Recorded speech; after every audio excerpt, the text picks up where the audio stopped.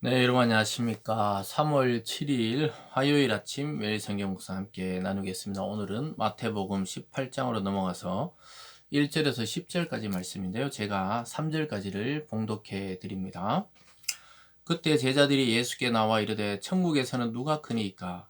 예수께서 한 어린아이를 불러 그들 가운데 세우시고 이르시되 진실로 너희에게 이르노니 너희가 돌이켜 어린아이들과 같이 되지 아니하면 결단코 천국에 들어가지 못하리라. 아멘. 오늘 본문의 내용을 중심으로 천국에서는 누가 큽니까? 천국에서는 누가 큽니까? 라는 제목으로 말씀을 증거하겠습니다. 주님께서 오늘 우리가 천국 백성으로 합당한 자가 어떻게 공동체와 이 사회 속에 생활해야 되는지에 대해서 말씀하고 있습니다. 한마디로 말하면 주님은 어린아이와 같이 자기를 낮추는 자가 천국에 합당한 자다, 이렇게 교훈하고 있는 것을 보게 됩니다. 그러면서 이어지는 그 본문에서 보면 또한 이 공동체 내에서 연약한 자, 여기서 보면은 이 작은 자 중 하나, 이렇게 나오는 구절이 있어요. 그러니까 공동체에 처음으로 나온 자, 믿음을 이제 갖기 시작한 자, 또 연령적으로도 어린 아이들이나 청소년들, 이런 작은 자라도 시험이 들어서 교회를 떠나거나 또는 공동체를 떠나고 믿음을 떠나게 한다면 그 사람이 오히려 심판을, 그 떠나게 한 원인을 제공한 자가 심판을 받게 된다, 이러면서 실족하게 하지 말라, 이런 말씀을 하는 것을 보게 됩니다. 그래서 오늘 크게 두 가지예요. 어린아이처럼 겸손하고 타인을 함부로 판단하거나 또 함부로 실족해 하지 말라고 교훈하고 있습니다. 오늘 먼저 천국에서 큰 자에 대해서 제자들이 물어봐요. 1절에 그때 제자들이 예수께 나와 이르되 천국에서는 누가 크니까? 그러니까 제자들의 관심은 여전히 하나님 나라에 그 어떤 하나님이, 또 예수님이 왕권으로 임했을 때 자기들이 어떤 자리에 올라가고 싶었던 거예요.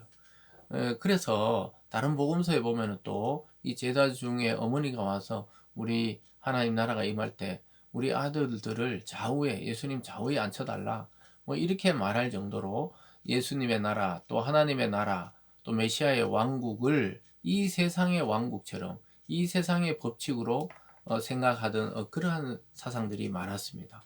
그래서 서열을 정리하듯이 누가 높고 누가 낮으냐, 누가 또 능력 있고 누가 능력이 없느냐, 이런 걸로 계속 인간적인 세상의 방식으로 주님을 판단하고 있는데요.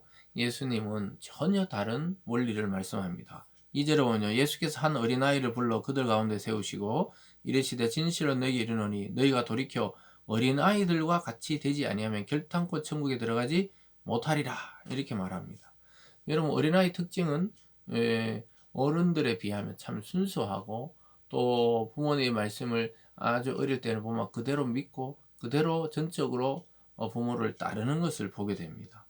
그와 같은 마음이 되지 아니하면 결단코 천국에 아예 들어가지 못한다고 주님은 말씀하고 있습니다. 그리고 제자들의 시선은 아직까지 예수님 왕이 되고 자기들이 또 어떤 자리를 차지하고 또 자기들과 또 자기들의 가족들이 어떻게 이 땅에서 또 높은 지위를 차지하고 아직도 이렇게 좀 생각하고 있었던 것 같습니다.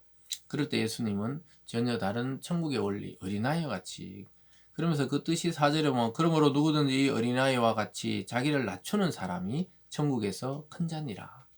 낮춘다는 거예요. 우리는 이미 어른이 되어 버리는데 육체적으로 또 정신적으로 생각이 어린아이 같이 될 수 없잖아요. 그러나 그 어린아이와 같이 낮추는 거예요. 낮추는 자가 천국에서 큰 자다.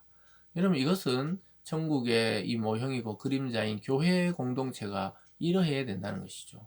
우리가 뭘 좀 안다고 또는 성경에 대해서 좀 지식이 있다고 그 새로 오신 분들이나 또 성경에 대한 그런 지식이 잘 모르는 사람들을 업신여겨서는 안 되는 것이, 그거는 천국의 모습이 아니라고 말하고 있습니다.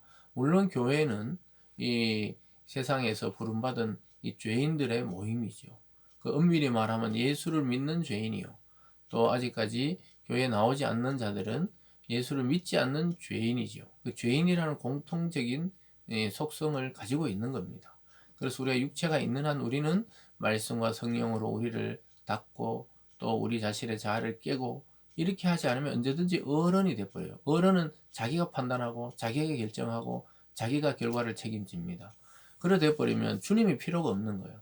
그래서 하나님 앞에 우리가 어른이 될 필요가 없다고 말씀하는 거예요. 그래서 낮추라는 거예요. 그러면서 5절에 또 누구든지 내 이름으로 이런 어린아이 하나를 영접하면 곧 나를 영접한다. 이 어린아이를 영접하는 것이 꼭 주님을 만나는 거라는 거예요. 예수님의 평가는 연약하고 힘이 없어 보이고 또 내가 이 사람을 알아도 별 유익이 없어 보이고 또 이런 자들이 왜 교회에 올까 싶을 정도의 그런 자들을 주님은 오히려 관심을 두고 그런 자를 영접하고 함께하고 복음을 나누는 것을 예수 자신을 영접하는 것이다. 이렇게 평가하고 있는 것입니다. 그래서 세상은 남보다 높은 자리에 올라가고 평안한 자리에 올라가고 또 어떤 위치를 점령하는 것이 인생의 참 맛이라 생각하고 그래서 남을 짓밟고 올라가고 군림하고 통치하는 것을 정말 복받았다 이렇게 말하지만 성경은 그렇게 말한 적이 단 한 번도 없다는 사실입니다.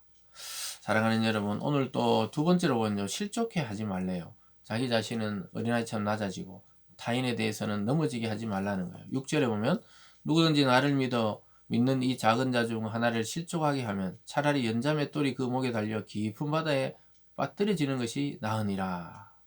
실족해 한다 이 말은 시험에 빠지게 한다. 그리고 절망에 빠지게 한다. 이런 의미가 있죠.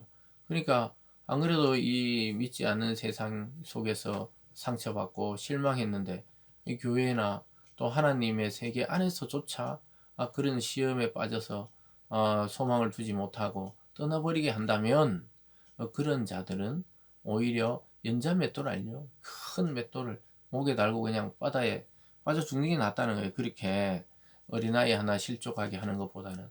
그래서 우리가 얼마나 한 타인에 대한 그 이해와 또 그 사람을 인격으로 보고 그 사람이 살아온 세월이나 또 그러한 환경이 우리가 소중하듯이 타인도 그만큼 소중하고 누군가에게 아낌을 받고 사랑을 받는 존재라는 사실을 우리는 한시도 잊어버려서는 안 돼요. 잊어버리려 할 때 그 생각을 해야 됩니다. 저 사람도 나와 같이 있다. 어쩌면 누군가에게는 나보다 훨씬 더 귀한 존재라는 사실을 깨달아야 됩니다. 물론 근본적으로 하나님 앞에 모든 인간의 생명과 그 인격과 그 삶이 가치가 있는 것처럼 그렇습니다. 그렇게 생각할 때 자꾸 내 중심이 아닌 타인을 중심으로 생각하다 보면 그 생각이 또 오르게 됩니다. 그러면서 이렇게 말합니다. 7절에 실족하게 하는 일들이 있음으로 말미암아 세상에 화가 있도다. 실족하게 하는 일이 있을 수 없으라. 실족하게 하는 그 사람에게는 화가 있다. 심판을 받게 된다는 거예요. 그래서 그 타인에 대해서 실망하게 하고 상처를 주고 또 신앙을 자꾸 흔들리게 하고 떠나게 하는 자는 결국은 자기가 하나님의 심판을 자초하는 것이라고 말할 수 있겠습니다. 그래서 굉장히 주의할 것을 말하고 있습니다. 10절로 넘어가 보면요. 상가 이 작은 자 중 하나도 업신여기지 말라. 너에게 말하노니 그들의 천사들이 하늘에 계신 내 아버지 얼굴을 항상 배우느니라. 업신여기지 말라고 이야기해요. 아까 실족하게 하지 말라는 거예요. 그래서 어린아이 같은 그 연약한 신앙인들 또 세상 가운데 참 상처받고 온 그러한 성도들 또 자기 자신이 귀한 만큼 이 타인에 대한 이해가 우리는 항상 먼저 할 필요가 있습니다. 그래서 세상의 원리와 똑같이 돌아간다면 그 교회라고 볼 수가 없고 교회의 기능을 이미 상실한 것이죠. 그래서 우리는 완벽하지는 않지만 그러려고 정말 부단히 노력해야 됩니다. 왜냐하면 주님은 천국은 어린아이와 같이 낮추는 자의 것이고 또 타인에 대해서 시험들이 하지 말고 아픔 주지 말고 실족하게 하지 말라고 이것이 바로 천국에서 큰 자고 천국의 세계라고 말씀하고 있습니다. 여러분 오늘 하루 살아가시면서 낮아지고 섬기는 자세 그리스도와 같은 마음으로 타인을 바라보는 그러한 하루 되기를 주님의 이름으로 축복합니다. 기도하겠습니다. 사랑의 하나님 아버지 섬기고 낮아지고 또 타인에 대한 이해의 폭이 넓어지는 이 하루 되게 하여 주시옵소서. 감사드리며 예수님 이름으로 기도드리옵나이다. 아멘.